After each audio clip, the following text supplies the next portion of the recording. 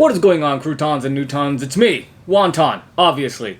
As some of you may have noticed, there have been Armored Alliance Bakugan, or Season 2 Bakugan, recently coming out into Target a little bit early. I managed to get my hands on some of them, which in this case is going to be the new Bakugan 5-pack. In this case, it's called the Baku-Gear pack, as you can probably see on the screen there or here, whatever. In terms of everything, it's replacing the 5th Bakugan with a Baku-Gear instead. And also there's going to be some changes in terms of what is how the packaging is. So we're going to get into the packaging right now.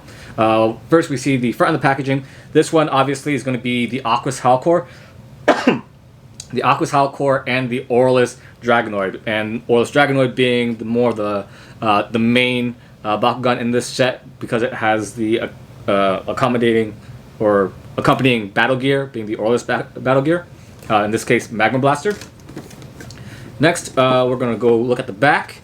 The back shows us the 4 Bakugan that are included. In this case, it is going to be Aurelus Dragonoid with the Baku-Gear, Howlkor Ultra, Chaos Pegatrix, and Darkest Hydrus. For those of you that don't know, Bakugan is now going through a new sort of marketing plan where they are advertising the core Bakugan instead of just kind of it being a little bit of a mystery, because it's now that information is now provided in the starter pack as well as the starter decks, and obviously the new Baku-Gear packs as well. That way, we as consumers and competitive players, collectors, so on, are more informed as to what we're buying. That way we don't have an overabundance of, duplicates when it comes to the Bakugan, Baku cores, or core Bakugan.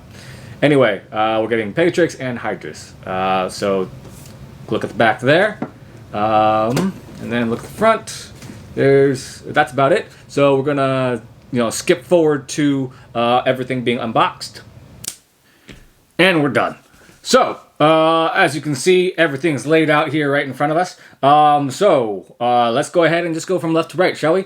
In terms of Hydrus, Darkest Hydrus, it is a shield and green fist, 400B plus and 5 damage. Excuse me. And then we move on to Chaos Pegatrix, a magic shield and red fist, with 400B, again, 5 damage. So nothing special there. All of them are vanilla. Howlkor Ultra, Green Fist, and Shield, 701. That's actually not too bad. In terms of the B power, it's actually pretty strong. As for Dragonoid Ultra, which is Green Fist and Helix, it is 500 and then 1 damage. But if you happen to be holding a Helix Baku core on Dragonoid, it is going to get plus 6 damage. So overall, it's going to be a total of 7 damage outside of whatever bonuses the Helix is going to provide. Next, we're going to move on to the Baku cores. Green Fist, plus 3 damage. Shield, Aquos, and Darkest, plus 400B. Pretty standard there. And then we've got Red Fist, plus 5 damage. Blue Shield, plus 650B. Green Fist, plus 100B, and then plus 3 damage to Darkest and Aquos. One of the new cores that we have here is going to be the Shield is plus 250B, minus 1 energy for a Baku-Gear card. Next is we're going to go on to the 3rd Green Fist, which is plus 50B, plus 1 damage, minus 2 energy on your Baku-Gear of the corresponding Bakugan. And then lastly is going to be the Helix, plus 400, minus 1 damage, and then minus 1 energy for the Baku-Gear. So all the gears are overall okay. The Green Fist is actually pretty decent. Unfortunately, because it's Green Fist, it doesn't give you that much in terms of B power. It only gives you, it's more damage oriented. But anyway, we move on to the cards that are included with the set, which are all going to be Baku-Gear cards. First off, we start out with Dark Helm. If you guys can see that, I'm going to zoom up here.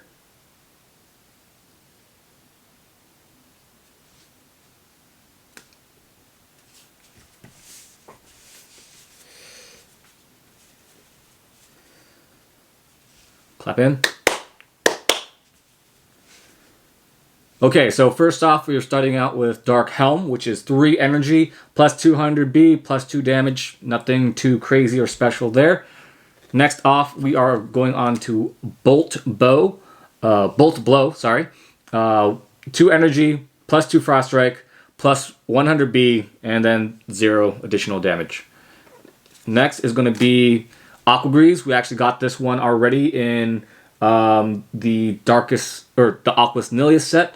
5 energy, plus 4 Frost Strike, plus 200B, and then plus 4 damage. So there's that. And then the last one is going to be Silent Spears, which is 5 energy, plus 500B, and then 0 damage. Alright, so that's going to be it when it comes to the cards. Next, we are going to do the close-up review with the turntable and then the rolling of these Bakugan. So going on over to that.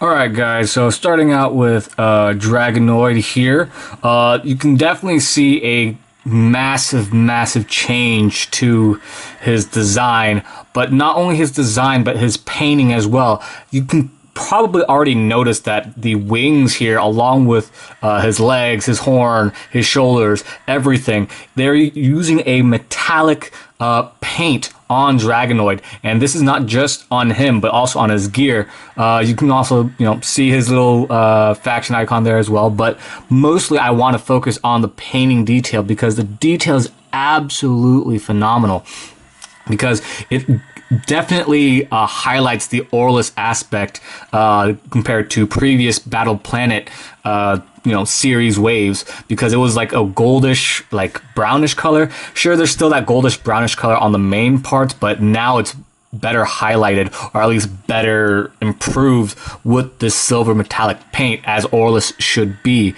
because Aurelus is going to be, it's the golden faction, so there should definitely be some gold paint.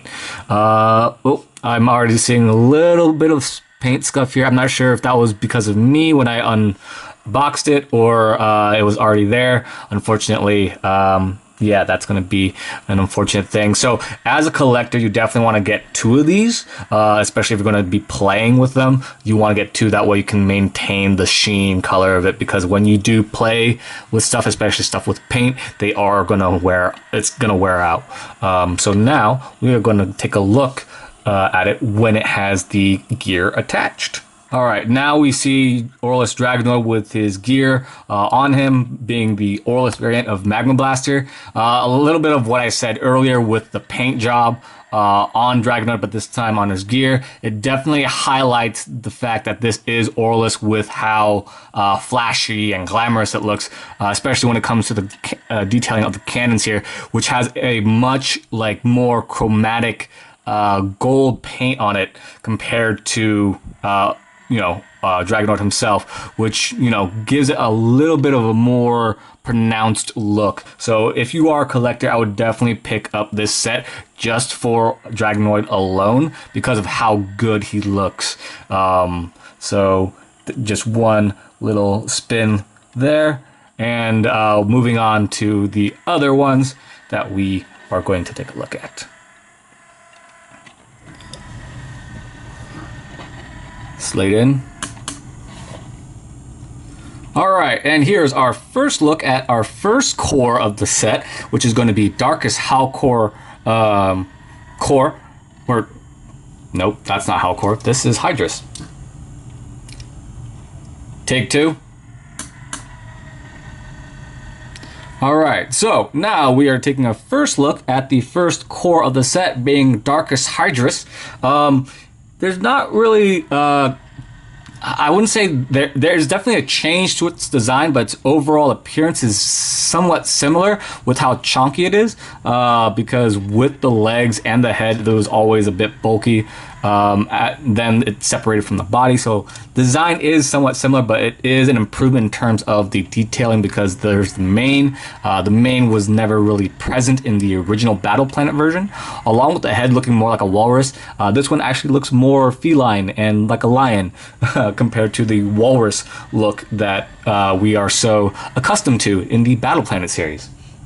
But anyway, let's go ahead and move on to our second core and last Bakugan. And finally, we have our final core Bakugan, which is Chaos Pegatrix, which is, you know, obviously a main character Bakugan, which is nice.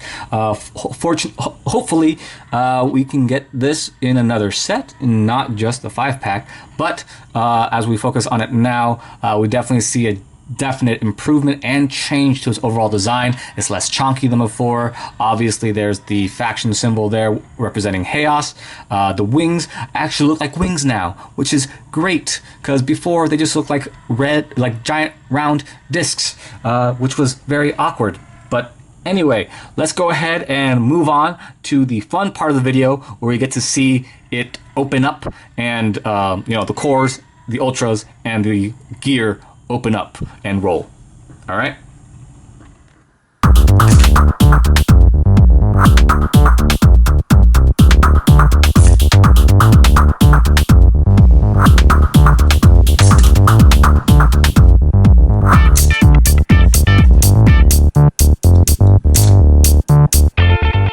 All right, now that we got a good look at all of the Bakugan up close and on the turntable, along with their roles, we come to the conclusion of the video. Is this worth the buy? Speaking in terms of a collector, absolutely. This thing is definitely worth the buy if you are a collector, because with the Aurelus Dragonoid, you saw like the gold coloring. It's like it's legitimate like gold paint, and there's a shine to it that was not present in previous Bakugan waves, basically in the Battle Planet waves, but they are now present in, you know, these current waves. There's also like the silver detailing as well. So all the coloring, all the paint is absolutely phenomenal. Speaking as a competitor, however, that's kind of where we are going to separate ourselves from the collectability side.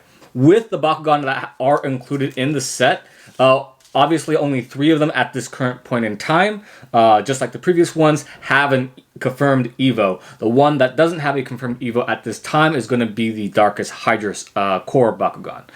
The one that we saw, that's 400B, 5 damage, it's the shield and green fist. That one currently doesn't have an Evo. It might have an Evo in the next set, but as of right now, it's kind of in the below average end in terms of all of its stats. As for the other 3 Bakugan that do have a confirmed Evo, being Dragonoid Ultra, Howlkor Ultra, and Pegatrix, Aurelus, Aquos, and Chaos, respectively, their Evos aren't too great in terms of competitive-wise. Starting with Howlkor, because it does have the Bakugan Elite treatment in terms of its Evo. In this case, it's going to be Hyper Howlkor Ultra.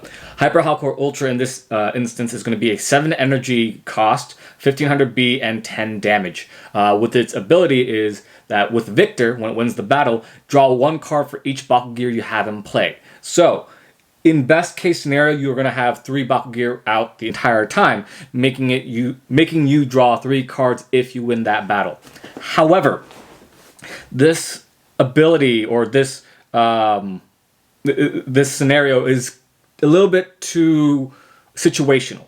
Not only is the cost 7 energy like high considering its stats, but also with its effect, you don't get too much benefit out of it unless you truly commit yourself into equipping the Baku-Gear onto each individual Bakugan that you have.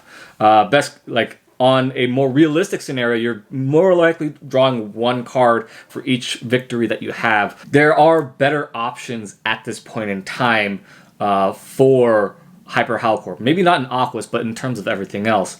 But we'll kind of have to see how the meta goes once we see a more established meta. When we see more events start happening, we'll see how Howlkor is truly utilized. Moving on to the Dragonoid Ultra, the pretty boy of the deck. Its Evo is really not that great. It's actually a common Evo. It's a 2 energy. It's Hyper Dragonoid Ultra, by the way. So it's going to be right here. It's 2 energy, 800B, 1 damage. And then it has a very similar effect to its base form, the character card, where if it lands on a Helix, you get plus 11 damage instead, rather than, plus 6. So if you land on a Helix, it does give you a huge advantage in terms of damage rating. But with how it kind of is, it's not entirely great. It's a very cheap Evo, don't get me wrong. But with everything that is kind of out there right now, especially with better options, unfortunately, with like Aquos Cubbo and Aurelus, Aurelus Hydronoid Ultra, this one kind of is put to the wayside because it focuses on B power. If you're playing a Mach Mac deck or a deck that focuses on Mach and Mac, then this card will definitely be a good choice for you. But in terms of the current meta, it's not too great, even with the optimum amount of helix choices that you have, because you can choose, the minus whatever helix, and then the plus, I believe the maximum is plus 600 B power, which leaves you a good room in terms of power, which is 14 and give or take, let's say, I think 9 is the lowest it will go. I'll have to kind of recheck on that. But in terms of everything, it's an okay to a mediocre kind of Evo. As for the last one, being Hyper Pegatrix Core, it's actually the worst of the lot in comparison to Hyper Dragonoid Ultra, which is a little bit unique in that sense because Hyper Pegatrix does have a rare status rather than a common status compared to Hyper Dragonoid Ultra. Hyper Pegatrix is 2 energy, 700 B, 7 damage. It has the Empower ability where if you pay an extra 3 energy once you play this card, you get to draw 1. So pay 2 to draw 1, but also increase your damage and power by around 300 B and 2 damage is not great. It's also a one-off as well, so there's no lingering ability that you can kind of take advantage of. So overall, in terms of the competitive aspect of this Baku-Gear pack, I would say skip it. Unless you're actually trying to do something with Howlkor Ultra, because it is a Bakugan Elite, so there might be some more support that you can actually help make this more viable. But it is more or less a skip in terms of competitive play. In terms of collectible, like a collector, you should absolutely buy this because the gold detailing on Aurelus Dragonoid alone is phenomenal. That's going to be my opinion on it, guys, but like you guys may have a different opinion. Please let me know what it is down below if you would actually get this or not. Obviously, I already have it, but I can't wait to kind of test out these things once more cards come out along with a meta being developed at the same time. So leave a comment down below, like, subscribe, all the stuff. But anyway, guys, see you in the next video. Hey, Cubbo, do a backflip!